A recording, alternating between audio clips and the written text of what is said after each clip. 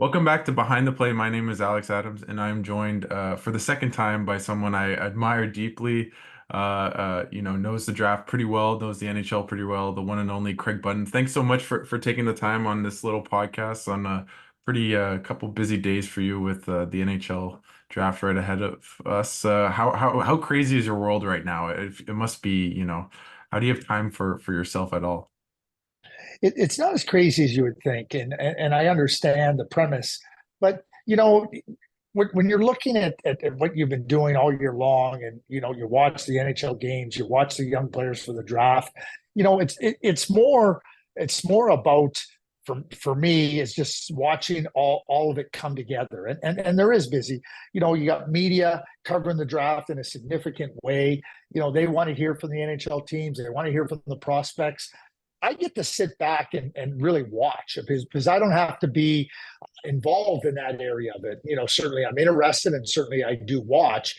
I mean, what really becomes, I think, a challenge you might not be the right word, but where you're juggling is that we have our insiders down here in Vegas, and you have trades, you have free agency coming up, you have the draft, who's going to be resigned, who's not going to be resigned, so many moving parts, and so they're busy, and then the NHL teams, they all have their availabilities for their media. So we're set up in one place, but you got to be able to get set up in multiple places really quick, traveling with heavy equipment to different hotels, to different locales to hear what the teams are saying. So, you got to just kind of be adaptable to that and be ready to do that. And that to me is where, you might be called on short notice and just say, hey, we need you here to respond to this trade or to this transaction. And that's where you got to be ready. But I'm not really the one that has to be totally busy because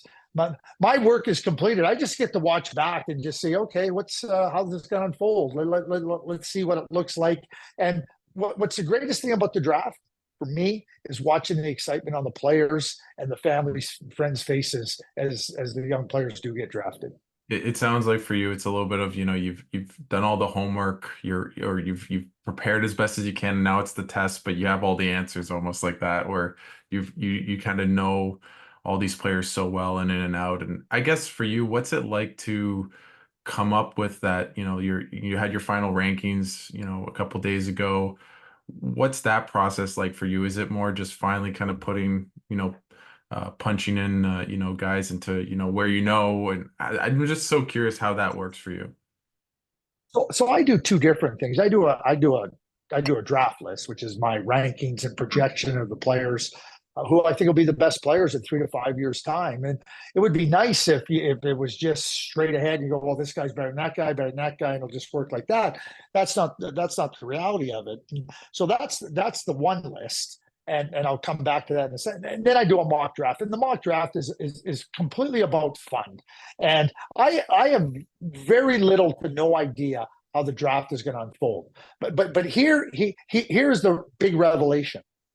The NHL teams, for the most part, have very little idea how the draft is going to unfold. Yeah, San Jose knows that they're going to pick one, and Chicago now picking two. They have after that, everybody's got to wait. And as you go deeper down to the first round, like that waiting is going to be, and who you're going to select is going to be predicated on what happened in front of you. So people say, "Oh, you don't know." Of course, I don't know. Like, how could I know? The NHL teams don't even know. And you're expecting me to know? So I put on the GM hat for all the teams picking in the first round, and I get to say, hey, here's who I would pick, and here's why. I don't have any. No, I'm not picking somebody. Like, I'm not saying, oh, I picked this guy in 17th overall. Because he's rated in the seventh round, but I think he'll be Joe Pavelski. I mean, I'm not doing that because to me, that's not the exercise. And so I have fun with it and take it from there. But as I go through my list and projecting it's over a course of years. This isn't about who I saw play good, who didn't play so well. You're watching these players over a long period of time. And with that, you're watching their progression. You're watching, excuse me, I don't know where that came from.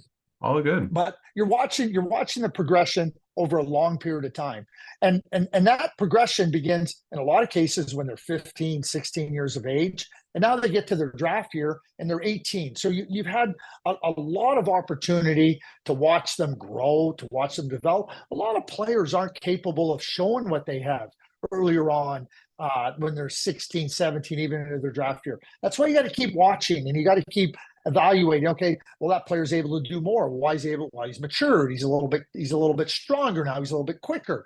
You're always looking for those skills. And I don't get fussed about making a list in September or November or January or March. And like if people, I'm trying to work to an end. And when I get to my end list, it's like, okay, here's the point where I'm at right today. I'm confident in saying, okay, these are the players that I think fit here. We put numbers beside them. I mean, you can look at my list and I think there's 7 players that could be number 3 on my list. Like, I can't put a 3 beside all 7 of them, but I know that. So, you put somebody at 3 and you put somebody at 4 and you put somebody at 5, but Alex, you could look at it and go, well, I think the guy you have 7 should be 3. I wouldn't argue with you on that. I mean, they're good players. They're different types of players. They're different positions. But I'm trying to get to that point right prior to the draft. I go, okay, here's my list. Here's where I'm comfortable at. And the beautiful thing about this is everybody has a different opinion. I've said this about the 32 NHL teams, and I can say this with 100% certainty. All 32 teams' top 10 lists are different. They're not the same. You will not find the same list amongst the 32 in the top 10. So now go to top 20. Good luck. Just the top 10, they won't be the same. And now what you do is you look and after the draft, opportunity presents itself again. You're watching players in international terms. You're watching players, and you get to evaluate. You only get to pick one player for the most part. Everything. I know there's multiple picks at different points, but now you get to watch the players and go, okay, geez, that player might be better than I thought. Oh, geez, maybe that player's not as good as I thought. So the scouting process is continuing on because now what it comes is you're checking your own work. Yes, everybody knows team. Let's just say Ottawa's picked this player. Everybody go, oh, well, geez. But Ottawa had a lot of considerations that they were looking at with their picks. And so now they can look at it and go, okay, you like your player, you celebrate the player you drafted, but you're also going, okay, did we have that player a little bit higher? Should we have that player a little bit higher? Should it be bidding consideration? And we're all going to know where players should have gone in 3 to 5 years' time. Nobody has to do a redraft in 5 years' time and go, this is how the 2024 draft should have gone. We'll know. Everybody knows. And, it's also, part of the ongoing scouting process and evaluation process, because the bottom line is they're 18-year-old kids. Exactly. I guess for you, you're kind of alluding to it. Is that something where you look back at the past and say, I had this guy way too high or way too low, and then you see players that come in that might be comparable? Or is it more just, new draft, new, blank slate? Like, how do you maybe use the past to maybe shape how you see players going forward? Or is it more of an art in a sense? It's definitely not a pure science, that's for sure. But I'm just kind of curious what your perspective is on that, Craig. So you asked, I know players were asked, if you're an animal, what animal would you be? So based on when you asked me about art, I'm gonna ask myself the question: what artist would I be if it is an art? I would be Da Vinci. I would want to be Da Vinci. I know Picasso had great stuff. Monet had great stuff. You have all the, but I would want to be Leonardo da Vinci. That's who I would like to be. Anyway, when it's an art, I'll tell you a quick story, and I laugh about it all the time. In 1995, I was with Dallas, and we drafted Tij Iginla 11th overall. He was rated 26 by NHL Central Scouting. And when we drafted him 11th, there was a lot of eyebrows raised, and geez, they really stepped up for Tij Iginla.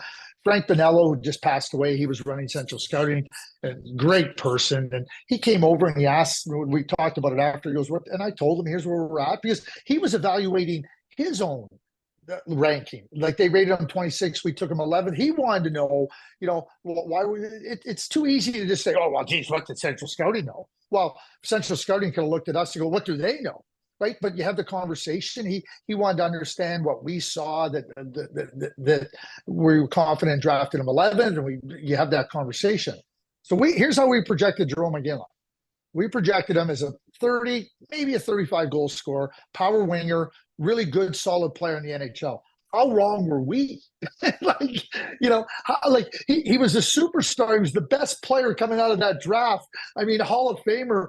I think it's 18 players that have scored 600 goals or more in the NHL. He's one of 18. Like, you talk about like under projecting, like we made a big mistake. And at the same time, you laugh about it because you knew you had a good player and everything. And we joke. So now it comes to Tij. And his son Tij is a player that I really think highly of. And I've made this comment a number of times now, and I'll make it again. I go back and I have my scouting notes on Jerome, and they're different players, and we're 29 years separated between Jerome being drafted 11th overall, where Tij is going to go. So there's a lot of changes in the game, and certainly the way Tij plays the game is somewhat different than Jerome. But they're not different in this regard. They're exceptionally smart. They're exceptionally competitive. They have offensive skill. They want to make a difference in the game. And as I kept looking back at the notes we had on Jerome, there wasn't a lot of flash and dash there, just like there isn't with Tij. And I said, am I going to make the same mistake I made on Jerome and underestimate him? So I said, no, I'm not underestimating. So there's your answer to looking at the past. And you're always looking to how you evaluated players. Are there similarities? How are players projected and ultimately turned out? You're drafting the players that are the best players at the levels below the NHL. You're not drafting a 5-goal scorer and thinking he'll score 50. You're drafting 50-goal scorers hoping they'll score 30. And that's part of the process. That's part of the projection. You're always taking in, okay, what have I learned from the past? What have I learned from going? But you also got to be careful, because that can cut both ways. If I look and go, geez, Alex Adams reminds me of Jerome Iginla, right? Okay, well, that's great. I go, good. So I might be more bullish. But if there's a player that you remind me of that didn't turn out, that doesn't mean you won't turn out, but it's something that you gotta balance out. And that's what staffs do in terms of working. What about this? What about that? And so you're always using the past, but the biggest thing you have to be able to do is ensure that the players you're evaluating have the requisite skills to play in the NHL. Because you can't play in the NHL and can't do it successfully unless you have those skills. There'll be different values that teams put on different skill elements, but you need those skill elements, and you need to have them in abundance to be able to play in the NHL level. Then you got to work with players. A lot of times, you hear, oh, that player didn't make it or that player failed. A lot of players get failed. I'll go back to Gilbert Brulé. Gilbert Brulé was a really good player, a competitive player, but they put him right in the NHL. He wasn't ready for the physical rigors. He ended up getting hurt, shoulder injuries, back, chest injuries, right? So now you're trying to develop as a player, and you're rehabbing all these injuries. He got so far behind, and then they gave up on him, and then he's trying to find his way. And I don't know, like, do I believe that Gilbert could have made it handled differently? Yeah, I do. But we do. So you got to be careful in terms of how you evaluate players that have been drafted in the past, and what was their scenario, and what can we learn from that in terms of the development? Because development is a huge part of this. You can have great scouting staffs, but if you don't develop them properly, it's not going to work. And you can have great development staffs, and if you don't have good scouting staffs, it's not going to work. They go hand in hand, and you have to ensure that those things are symbiotic. And so there's a lot of factors that go into players having success or having more success, and being patient with the process. But you're looking at and the other thing I would say is, like, there's going to be players that on any given night are not going to be at their best.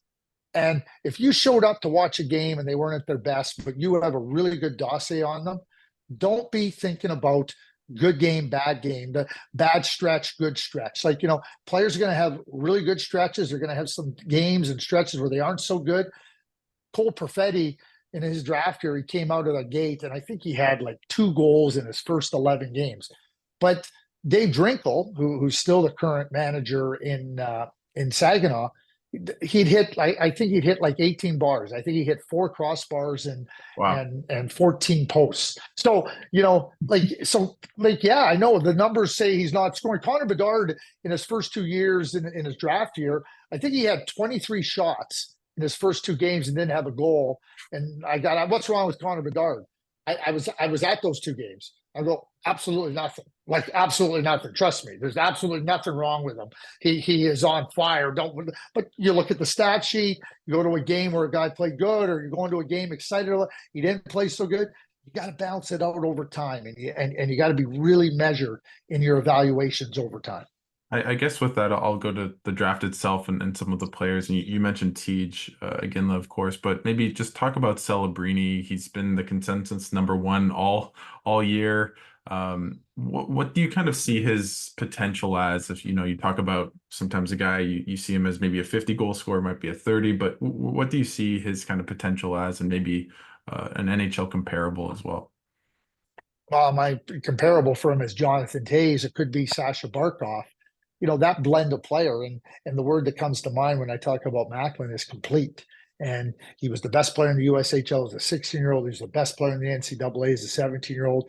He's got tremendous abilities in every single area of the game. He impacts the game tremendously in all those areas. He makes others around him better. He makes teams better. And like Tays and Barkov, they help you win. They help you achieve the ultimate goals. And I don't have any doubt that that's where Macklin is headed. And the San Jose Sharks have a massive difference maker in them. At times I'd look at it and it's easy to say, oh, maybe he's only a 40 goal scorer. I think when you watch Macklin play, to put a ceiling on him, I think would be a mistake. Hmm. You're looking at an elite number one center. An elite number one center. There was a time when Sidney Crosby coming into the NHL, oh, he'll never score 50. Well, he scored 50. So I always think with great players and players of that ilk, don't put limits on them. Be realistic. If somebody came out and said, well, Macklin, can he score 70? No, I don't think so. Like he did. Like Austin Matthews, who's the best goal scorer in the National Hockey League, people, oh, can he score 70? Well, he's shown that he can come right up to it and do it, right? But 4 years ago, you weren't going to say he could score 70. There's no way, and he's the best goal scorer in the league. So I think you always have to be careful in what it is. But at the same time, a number one elite center that can impact the game in every single area. There's very few of those in the NHL, and that's what I think Macklin can be. If we want to talk about goals and points and everything, I mean, would I say he can't score 50? I'd be foolish to say he can't. Do I think he will on a regular basis? I think that's a lot to expect, but I do know that he's going to be an impactful player in so many different regards. You had Demidov, pretty high. I think he's 2 on your list, and I heard you compare him to Kucherov, which raised my ears and saying better than Michkov, who had a lot of hype last year, of course. Just maybe talk about him and why you see him as that just elite player in this league. Like Kucherov, he's got 360-degree awareness. When the puck is on Demidov's stick, he knows he's got 5 options. And he knows what best option is, second best. He's like a quarterback sitting in the pocket. He goes, okay, what's my number one option? What's my check down 2? What's my check down 3? And then you're going to make the play. That's Demidov. That's Kucherov. And so, how do you defend against that? When you have somebody that's so gifted from a skill point of view, the hands, the ability to thread the needle, and he can score goals too. Now you don't have to just defend him. You have to defend all the options that are in front of him. That becomes an absolute nightmare. It's rare. There's very few players like that in the National Hockey League. And I think that Macklin's number one, and for me, Demidov's number 2, clear cut. I think there's a line under Celebrini, and I think there's a line under Demidov. Does that mean the Chicago Blackhawks draft somebody different? It's a bad pick? No, not at all. I would not, because there's good players that not named Demidov. But I look at Connor Bedard and I look at Demidov and I just go, wow, that would be a nightmare for teams. And like Kucherov, he's a massive difference maker. And I don't know where you find difference makers like that. And you can, I say this all the time, Alex, you can find every reason you want to not draft the player. Yep. Find reasons to draft players and no team in all my years, I've watched thousands of players get drafted. I have never heard an NHL team stand up after they drafted a player or talk about after they drafted and say, yeah, well, he doesn't skate very well. His defensive play isn't very good. His passing is subpar. They're always celebrating what a player does in his strengths. And I think that's what don't listen. Every Russian player's come over and played. Like the Russian stuff is garbage. It's just complete crap. If you want to pin it on a passport, go ahead. You're just going to be making a mistake. Evaluate the players and go from there. Demidov to me is elite. He's an elite mercurial talent, like Kucherov. After those two, and there's obviously other great forwards in this draft, but there's this plethora of defensemen. I'm curious just to hear your opinion on whether, like, what would you do as a team that needs a defenseman, and obviously you have your list, but also just when there's so many defensemen of different ilks and players that shoot right, left, like how much is fit versus maybe just the best talent on the board? Kind of what would you do as maybe a GM? Is it just straight off the board, or let's say some guy drops? Like, I'm just kind of curious with so many defenders that might go in that 4-3 to 10 range. Best player. I mean, that's all going to be subjective to each team's own analysis and their own evaluations. And it would be easy if everybody said, okay, defenseman one, this is your best defenseman, this is the second best, and you just tick down the list. It doesn't work like that. So if we look at the 6 defenders, and I'm going to keep Adam Jiricek out of this just because he had the serious knee injury. I do believe that if he was healthy, he'd be fully in the conversation with the other 6. And who are the other 6? The 6 are Levshunov, Boyum, Parekh, Dickinson, Salayev, and Yakimchuk. So I'd like to tell you that they're all the same. Unfortunately, for everybody, they're all different players. And they're all good players, and they're all going to be really good long-term NHL defensemen for the teams that get them. But Zane Parekh is an offensive wizard.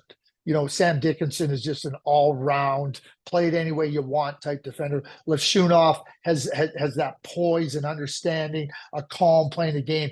Yakimchuk has the big shot, really good offensively. Salayev, 6'7", skates like the wind, territorial, aggressive. Boyum, left defense, right defense, is a left shot defender, great skater, can play anywhere you want. They're all different. Like, if you want an offensive defenseman and you go, listen, our priority is offensive defenseman, well, Zane Parekh stands out like is the best.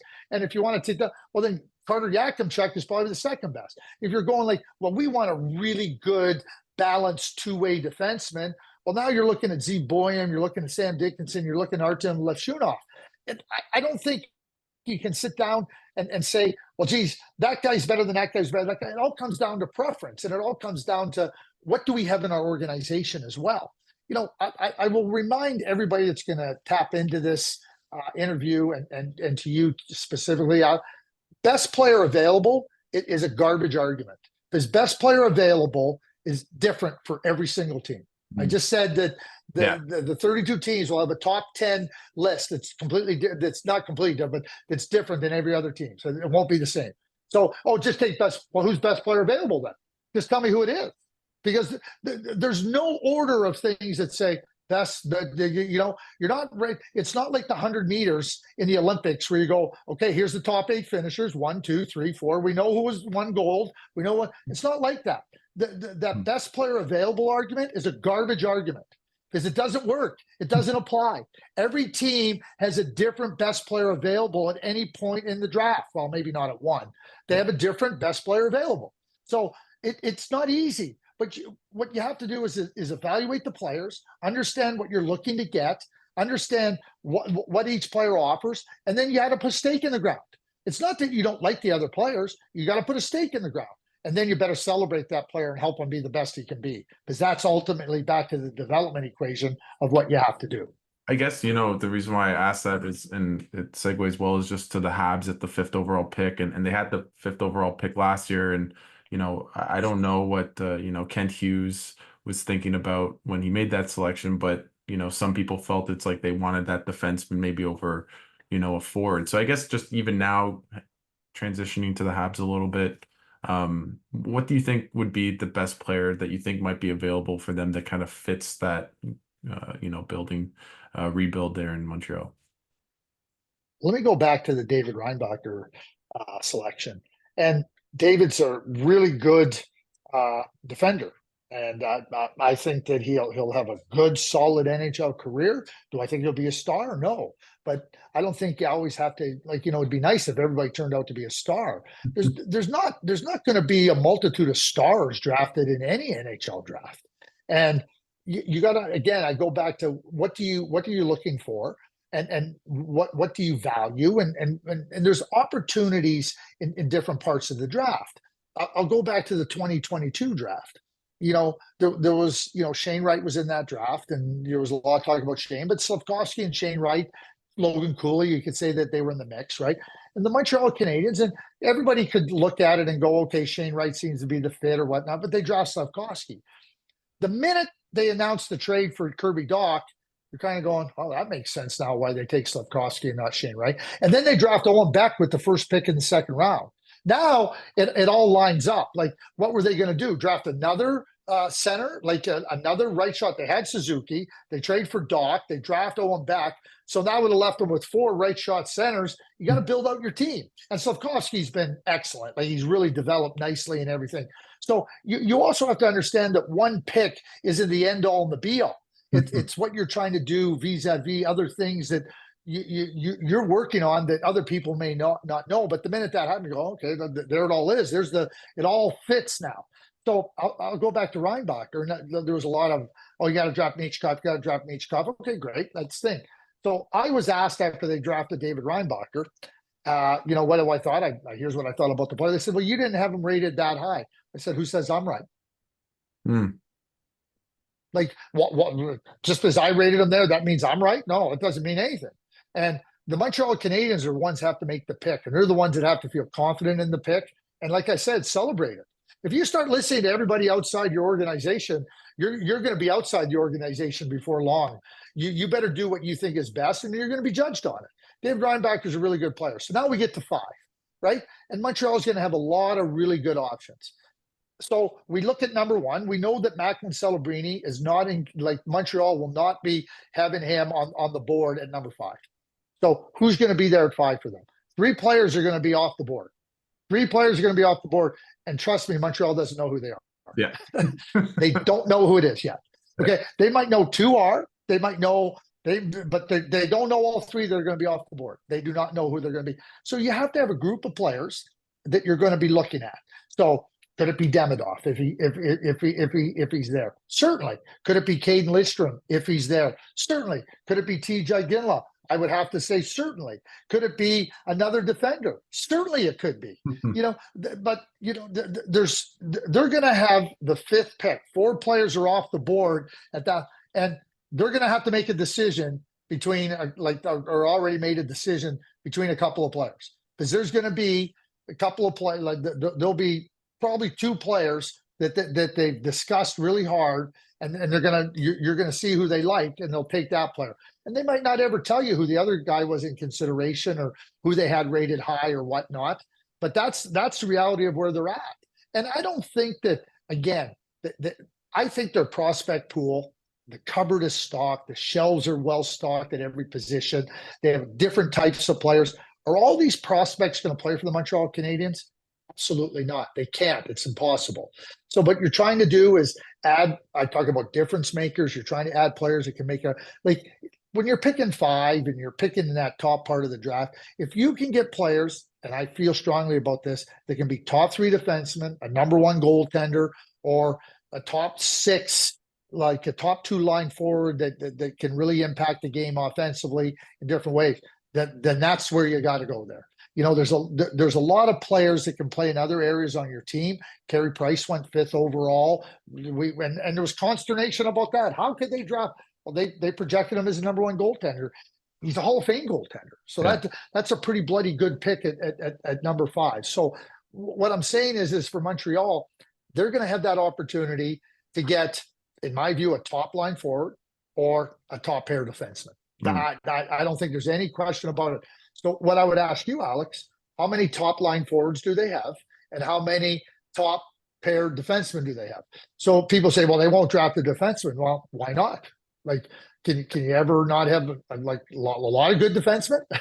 Yeah. Doing that, you think of Caulfield, Suzuki, Slafkovsky, hopefully Reinbacker, and then it gets a bit, the cupboard gets dry, as you say. So it's going to be interesting to see what they do there. I guess I want to transition to Tij Iginla and the Flames, and you were the former GM of the Flames. Obviously, your brother works for them as well as a and just what do you think of that maybe storyline and knowing Iginla is a little bit as well. Just is that the right move if he were to go there and with the spotlight? Do you think he'd be okay with it? And is a part of you kind of cheering for that to happen as well?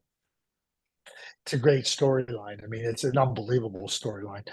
There's two iconic figures in the history of the Calgary Flames: Lanny McDonald and Jarome Iginla.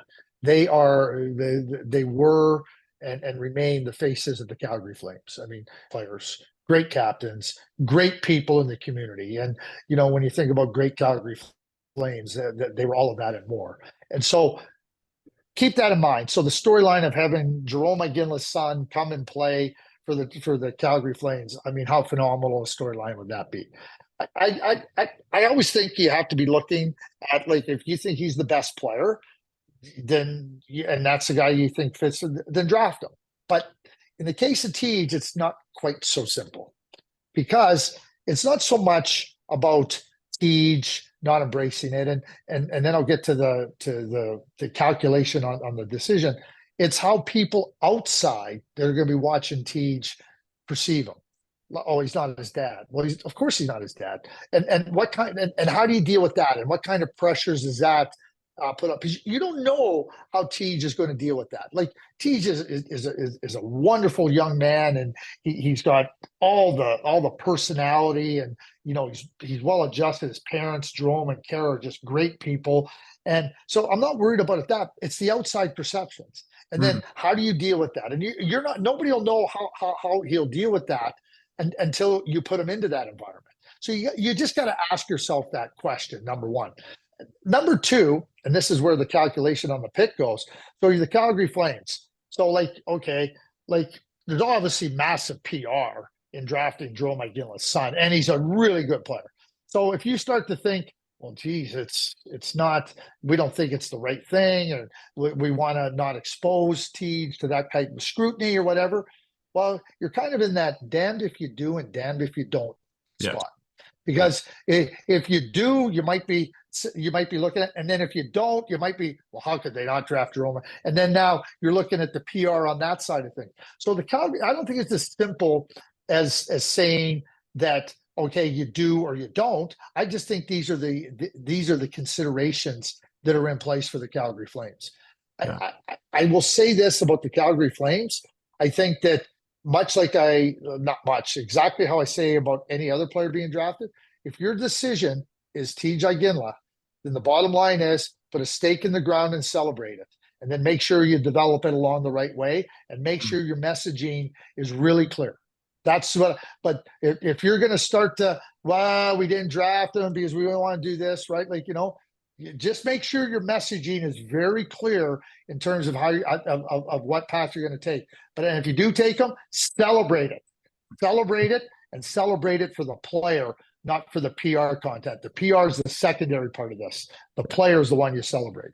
I want to, take a bit of time and maybe see if you want to celebrate Steve Staios and the job he did with, acquiring Linus Ullmark. And I want to just go through a couple Canadian teams before I let you go. Sure. Just what do you think of that trade? Obviously losing some draft capital, but also, getting a former Vezina winner just 2 years ago when he won the award. Does it make sense to you when you look, take a step back and he wasn't extended, but that might happen? Just what are your initial thoughts? There's 1 year that matters for the Ottawa Senators, and it's the 24-25 season. And if you don't get focused in on this season and the importance of this season, I don't care about 25-26 right now. Getting them extended isn't my focus right now. Getting a goaltender on my team that can move our team forward. They had the worst goaltender in the National Hockey League last year, bar none. So Steve Staios, right? Again, I hear people say it all the time. Well, it's not easy. Yeah, well, when you recognize your problem, you better find the solution. That's the manager's job. It's not don't tell me how hard it is. If it's so hard, I'll get somebody else to do the job. Steve Stais isn't afraid of hard work. He's not afraid. He found the solution to the biggest problem, to the second biggest problem, to the third biggest problem that the Ottawa Senators have, which was goaltending, and he addressed it. And that is a significant step forward. Don't worry about the extension. Draft capital. What did you give up? You gave up nothing. Their draft capital is Tim Stützle, Brady Tkachuk, Jacob Chychrun, not Jacob Chychrun, Thomas Chabot, Jake Sanderson. That's their draft capital. What are you going to do to help those guys? Because I'll tell you what, if they don't win this year, there's players that are going, I'm not so sure I want to be in Ottawa. And it ain't because it's a Canadian market. It's because they're not seeing a chance to win. That's the bottom line. Steve Stais addressed their biggest problems, and he addressed it in a meaningful way. What he didn't give up anything. He gained massively in this trade. And sure, the Boston Bruins opportunity presented itself, and he was able to take advantage. Big kudos to Steve Stais, because that, I can guarantee you this, Alex, every single player on that Ottawa Senators team is going, yeah, we got a goalie. Yeah, let's go. They're excited. Bottom line is, if your players aren't excited about a chance to win, you haven't done your job as a manager. Well, I need to take that enthusiasm when I cover them next year and see it like, yeah, let's go, that I'm covering the Sens. So I'm gonna take that, and hopefully, and I think you're right about Ullmark, that they got the goalie that they've been desperately needing since Craig Anderson's departure. Obviously, Leafs land is always an interesting world, and you live in it a fair bit on TSN. Just what do you make of maybe the Mitch Marner situation, and him maybe being traded, maybe not, maybe extension, and maybe the outlook of the Leafs with him as a part of the future, or maybe not? You're too young to remember this, Alex. You weren't even born. You weren't. I know you weren't. Yeah. Larry Murphy, Jamie McCowan, and Dave Ellett were all playing for the Toronto Maple Leafs. Team was terrible. And we were looking, we were scouting, we were looking at players. Literally, they were trying to run Larry Murphy, Dave Ellett, and Jamie McCowan out of Toronto. Larry Murphy went and won 2 Stanley Cups with Detroit. Dave Ellett went to Winnipeg and was outstanding. And Jamie McCowan went to Detroit and was part of winning again. So you want to run players out of town? Really easy to do. And if you start listening to the fans, you're making a huge mistake. So Mitch Marner now has become a lightning rod for everything that's gone wrong for. He's not a problem with the Toronto Maple Leafs. The problem with the Toronto Maple Leafs is they did not build their team properly. And that's not on Brad Treliving. That was Kyle Dubas. Kyle Dubas failed spectacularly with what he had. Great to have a plan. Guess what? Your plan didn't work. And you failed spectacularly when you have Matthews and Marner and Nylander and Morgan Riley. You failed spectacularly because it's years lost and gone. So now everybody's going to blame Mitch Marner. If you want to go trade Mitch Marner and get the cap space, great. You're getting cap space. That's all you're getting. First team All-Star twice, Selke Trophy winner, elite player. The problem is not Mitch Marner. The problem is their team is not being constructed with an opportunity to compete in the playoffs when it matters most. And until that changes, you can blame whoever you want. But the bottom line is, if you want to run Mitch Marner out of Toronto, you can easily do it. He's not the problem. What would you say to fans that just kind of look to his playoff performances? I guess that's my Which one? Which one? The last one? Okay, yeah. He's been a pretty good playoff performer if you go and look at the numbers. Yeah. And if you go and look at what he's done. So again, a player has an off playoff, and that's a reason to get rid of him. Go ask the Buffalo Sabres. Let me just see. Ryan O'Reilly hated losing. They traded him. Oh, Stanley Cup. Jack Eichel hated losing. Oh, they traded him. Stanley Cup. Sam Reinhart, Brandon Montour. Give me a break. The Buffalo Sabres organization should be getting Stanley Cup rings for all the Stanley Cups they've delivered. So if the Toronto Maple Leafs, the players have been failed by the previous manager, and they drafted poorly too. I want to go from that to a bit of ray of sunshine with a bit of I guess sadness and despair with the Oilers Cup run, and I just want to end off with that because you said something that I just is etched in my mind about Connor McDavid, and you said greatness orbits around the planets very differently. And I just keep thinking about how good he was, and obviously he won the Conn Smythe, and they were a goal away from, or I guess 2 goals away from winning the Stanley Cup. How close do you think this Oilers team is to winning the cup? Is it just inevitable? I think you said that. And is McDavid like the best player you've ever watched, Craig? I know that's a big leap, but I'm just curious to hear your take after being in the league and watching the NHL for so long. So I think, to say it's inevitable, I think is might be a little bit of hyperbole. Do I believe it? Yeah, I do believe that he'll win a Stanley Cup because I think he's that good. That's not the only reason, because you don't do it just by yourself. And I watched the Edmonton Oilers, and when Chris Knobloch and Paul Coffey came into the team, they became a team. They became a team. And I'll take you back to 1998. Our team in Dallas won the President's Trophy. And we lost Joe Nieuwendyk in the first game of the playoffs to a season-ending knee injury. And we went all the way to the conference final, game 6, before losing to Detroit. And we were a good team. But you lose, you're in Joe Louis Arena, game's over. The only sound you hear are the light bulbs in the coach's office. It's just quiet. The season's over. And it seemed like it was hours. Finally, Doug Jarvis, our assistant coach, 4-time Stanley Cup champion with the Montreal Canadiens, spoke up and he said, "We have a team here. We have a team that plays hard. We have a team that plays together. We have a team that doesn't back down from the competitive challenges. We have a team here." And we got into a really good discussion. We said, yeah, we do. That's what the Edmonton Oilers, that's what I see with the Edmonton Oilers. I see that they have a team. That they have a team that coalesces around one another, that competes, that stands up to the challenges. Hey, listen, you look at where they came from in November, all the way, and then they did it again, down 3-0 in the Stanley Cup final. They did it again. They fell 1 win short, but they're a team. And I see a team there. I watched it develop. I watched it progress, and I certainly feel that they are built and that they have a team that can win. I believe that. Is it inevitable? Nothing's inevitable. Mm. We look at things, but when I see those very similar type. I see the similarities in Edmonton that Doug Jarvis saw in our team after we lost, and I think there's a reason. Now, when it comes to Connor McDavid, there's been so many great players in the game. Connor McDavid is by far maybe not, but he's clearly the best player on the planet. There's no questioning that. And when you think about the progression of the game and you think about all the greats that have played, how can you diminish Wayne Gretzky? How can you diminish Bobby Orr? How can you diminish Mario Lemieux?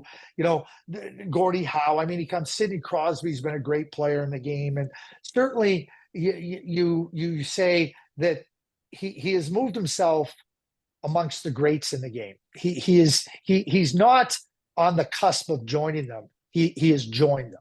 Mm. And we'll always have these great debates. Is he the best ever?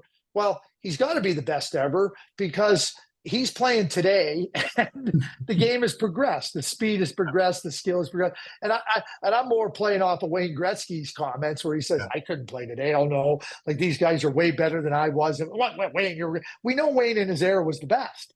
Mario was the best. But, where we're at today, but in 20 years' time, there's going to be another player that's going to come along that's going to be great. It might be 10 years' time. Who knows? But, Connor McDavid is in a category of greatness that has very few persons in the room. Very few persons in the room. And, when you enter that room, I mean, it's like welcome. It's welcome. Because as I used that line the other night on Jay Onright's show, greatness does orbit amongst the planets very differently. Yeah, and it feels like this was his coming out party, I guess. Everyone knows how I good, agree. but just to do it and win the Conn Smythe, the first time in about 20 years where a player who lost the Cup Finals wins the Conn Smythe, and only the second skater. Oh, really? Reggie Leach in 1976 was the only skater. It was goaltenders that had won it previously. He's the only skater. He's only the second skater to win it. And, after game 5, it became clear who the Conn Smythe Trophy winner was. There was no other choice. It was done and finished and complete. But you watch him play, and, it's just, I said this back when he was playing junior hockey. And I Mm. said, go and watch him play. It's going to cost you about $25 to go watch a great player play. He's going to be a star in the NHL. He's going to be a superstar in the NHL. And it's going to cost you a lot more money to watch him in the NHL. So you may as well go and watch him now. Yeah, yeah. I remember as a teen, and everyone was clamoring for McDavid tickets with the Erie Otters whenever they're in Ottawa. Yep. So you were right, Craig. It was pretty cool to see where he's come, and I just want to thank you again so much for taking the time and doing this, especially with. I know you're a busy man all the time, but especially now. With the Yeah. draft, which might be your mini Super Bowl of sorts. With all the draft coverage you do. So thank you so much for taking the time. And if there's anything you want to plug for TSN or anything coming out, feel free to share as well. It's a no. I don't. TSN does a good enough job plugging for themselves. I mean, we're part of hockey, and we get to talk about hockey, and we get to be part of the game in different ways. And you asking me to come on, you're passionate about what you do, so I'm always happy to join you and talk about hockey. You're dedicated, and I mean, you're on along a path where you want to grow and have a bigger stake in the game. So I would just encourage you to keep doing what you do and keep loving what you do. And hockey's a great game, and certainly we see the Stanley Cup handed out, and now everybody gets to reset. We got the draft, and everybody's excited. Then we got free agency and trades, and the season will be in front of us before long. So it's just great to enjoy all that and to be part of it. And certainly, I thank you for asking me to be part of your show. Awesome. Well, thank you so much, Craig. And I hope once July 8th hits, you get some rest or whenever free agency calms down. And thanks so much for taking the time. Yeah, you're welcome.